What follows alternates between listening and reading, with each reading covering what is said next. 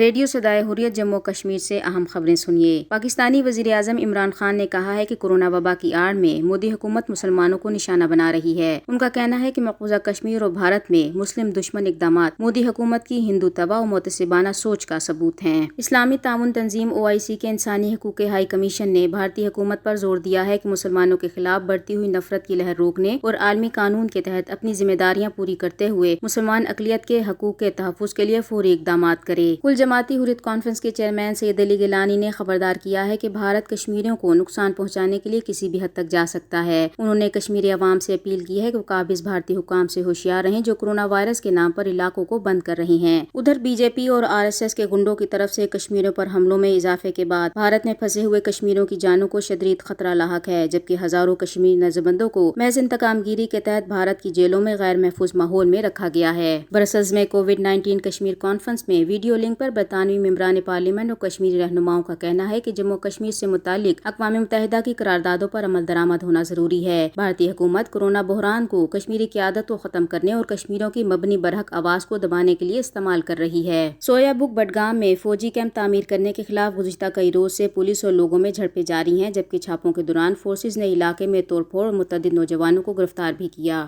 دریسنا بانڈی پورہ میں ڈاکٹرز اور طبی عملے کے لیے حفاظتی ساز و سامان فراہم کرنے میں قابض انتظامیہ بری طرح ناکام ہو گئی ہے۔ طبی عملہ پلاسٹک، فوم اور پولیتھین سے خود کو لپیٹ کر لوگوں کے علاج معالجے پر مجبور ہو گیا۔ اپڈیٹس ختم ہوئے۔ ایک طرف دنیا بھر میں کورونا وائرس سے نمٹنے کے لیے بھرپور اقدامات کیے جا رہے ہیں، وہیں بھارت میں بھارتی حکمران اور ان کے پالے ہوئے انتہا پسند ہندو غنڈے آپے سے باہر ہو گئے ہیں۔ ان پالتو غنڈوں نے اپنے مسلم دشمن اور متعصب انتہا پسند نریندر مودی جیسے رہنماؤں کے اصولوں پر پورے شد و مت کے ساتھ عمل کرنا شروع کر دیا ہے۔ بھارت میں کشمیری مسلمان جو پہلے ہی سے غیر محفوظ اور انتہا پسندوں کے نشانے پر تھے، اب کورونا وائرس کی آڑ میں وہ پہلے سے زیادہ غیر محفوظ ہو گئے ہیں۔ کھلے عام کشمیریوں پر حملے، دھمکیاں، گالیاں اور وہ سب کچھ جو ایک غیر مہذب اور غیر شائستہ سلوک ہو سکتا ہے، وہ کشمیریوں کو برداشت کرنا پڑ رہا ہے۔ ایسا کیوں ہے؟ اس سوال کا سیدھا اور سادہ جواب ہے کہ کشمیری کسی صورت بھارت کے ساتھ رہنا نہیں چاہتے، بلکہ وہ اپنا حق خود ارادت مانگتے ہیں، جو کشمیریوں کا بنیادی انسانی اور قانونی حق ہے، جبکہ بھارتی حکمران اور بھارتی انتہا پسند ہندو اس بات کو اپنی توہین سمجھتے ہیں۔